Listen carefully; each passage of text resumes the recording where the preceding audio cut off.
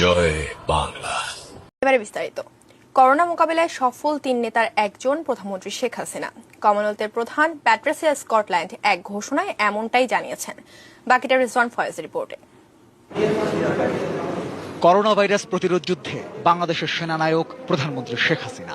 আমাদের কাশি আসলে সর্দি আসলে পড়তে আমরা হাত দিই, হাতটা না দিয়ে সবসময় বলে যে এইভাবে করা, মানে হাতে যেন কোনো রকম না লাগে। মহামারীতে মানুষের প্রাণ বাঁচানোই শুধু নয়, স্বাস্থ্য সেবা থেকে শুরু করে খাদ্য নিরাপত্তা নিশ্চিত করা, সেই সঙ্গে স্তব্ধ পৃথিবীতে অর্থনীতির চাকাকে গতিশীল রাখা।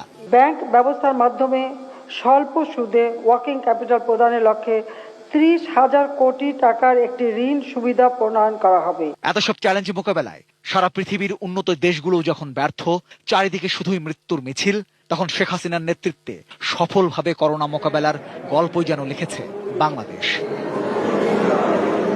বিশ্বের বহু দেশে যখন করোনা ভ্যাকসিনের একটি ডোজও পৌঁছেনি, তখন বাংলাদেশে জোরে সরে চলছে টিকা কার্যক্রম। এখন আন্তর্জাতিক মহল থেকেও শেখ হাসিনার এমন সাফল্যকে স্বীকৃতি দেওয়া হচ্ছে। গত বৃহস্পতিবার এক বার্তায় কমনওয়েলথ মহাসচিব প্যাট্রিসিয়া স্কটল্যান্ড বলেছেন, করোনা ভাইরাস মোকাবেলায় নিজ নিজ দেশে অসাধারণ নেতৃত্বে স্বাক্ষর রেখেছেন এমন 3 জন সফল নেতার একজন প্রধানমন্ত্রী শেখ হাসিনা।